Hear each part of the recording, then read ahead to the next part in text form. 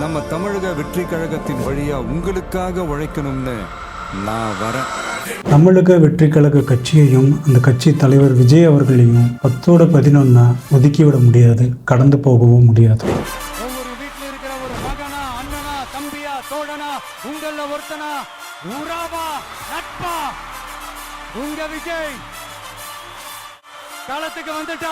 என்னை பொறுத்த வரைக்கும் தமிழகத்துக்கான ஒரு மாற்று சக்தியாக தான் தாவேக்காவை நான் பார்க்குறேன். இதனால் வரைக்கும் பெருந்தலைவர் காமராஜர் அவர்களையும் டாக்டர் அம்பேத்கர் அவர்களையும் ஒரு குறிப்பிட்ட சமூகம் மட்டும்தான் கொண்டாடிட்டு இருந்துச்சு. அப்படி ஒரு சூழல் யார் கட்டமைச்சாங்கன்னு தெரியல, ஆனால் அதுதான் யதார்த்தம், அப்படிதான் இருந்துச்சு. எல்லாத்துக்கும் பொதுவான விஜய் அவர்கள் கொள்கை தலைவர்களா பெருந்தலைவர் காமராஜர் அவர்களையும் டாக்டர் அம்பேத்கர் அவர்களையும் சொன்னதுக்கு அப்புறம், அவர்களை மேடை வரைக்கும் ஏத்துனதுக்கு அப்புறம் தான் பொது ஜனம் நிறைய பேர், இளைஞர்கள் நிறைய பேர் அம்பேத்கர் நினைவு நாளுக்கு மரியாதை செலுத்துறதா இருக்கட்டும், அம்பேத்கர் சிலைக்கு முன்னாடி போட்டோ எடுத்துக்கிறதா இருக்கட்டும், பெருந்தலைவர் காமராஜர்கள் கொண்டாடுறதா இருக்கட்டும், இது எவ்வளவு பெரிய மாற்றம் தெரியுமா? நீங்க எல்லாரும் சொல்லலாம், ரசிகர் கூட்டம் தானே, தேட்டர்ல விசில் அடிச்சு கைத்தட்டின கூட்டம் தானே, இந்த இளைஞர்களால இந்த சின்ன பசங்களால என்ன பெரிய மாற்றம் ஏற்பட்ட போகுதுன்னு நீங்க சொல்லலாம். கொஞ்சம் வருஷத்துக்கு முன்னாடி சின்ன பசங்க கட்சி கொடி ஏந்தி போராட்டத்துல கூட கலந்துருக்கலாம், ஆனா அவங்களுக்கு எந்தவித அரசியல் புரிதலும் இல்லாம இருந்திருப்பாங்க. ஆனா இன்னைக்கு இருக்கிற ஸ்கூல் பசங்கள்ல இருந்து பொண்ணுங்கள்ல இருந்து காலேஜ் பசங்க பொண்ணுங்க வரைக்கும் அரசியல்லாம் என்னங்கிற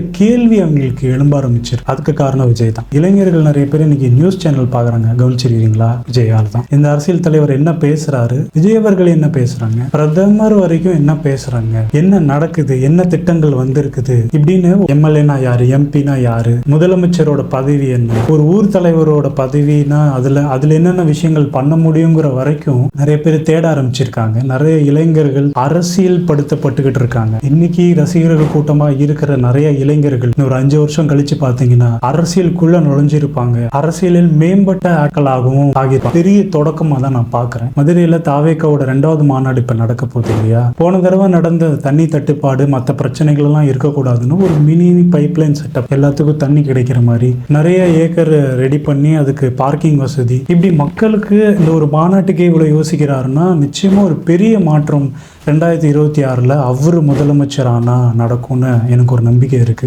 நிச்சயமா 2026 பெரும்பான்மையான வயசானவங்க பெரியவர்கள் எல்லாருமே அந்த 2 கட்சிக்கு தான் ஓட்டு போட போறாங்க. ஆனா பெரும்பான்மையான இளைஞர்கள், நடிகர் விஜய் பிடிக்காதவங்க கூட அரசியல் கட்சி தலைவர் தாவேக்கா விஜய் அவர்களை பிடிச்சு, அவரோட கொள்கையை பிடிச்சு அவருக்கு ஓட்டு போட நிறைய பேர் காத்துக்கிட்டு இருக்காங்க, ஆதரவு கொடுத்துக்கிட்டு இருக்காங்க. 2026 எல்லா கட்சிக்கும் ஆதரவு கொடுத்த ஒரு இந்திய நாட்டின் குடிமகனா சொல்றேன், இந்த தடவை என்னுடைய ஆதரவு தமிழக வெற்றி கழக தலைவர் தாவேக்கா விஜய் அவர்களுக்கு தான். இந்த மாநாடும் வெற்றி பெற வேண்டும், 2026 தாவேக்காவும் வெற்றி பெற வேண்டும். நல்லதே நடக்கட்டும், பார்த்துக்கலாம்.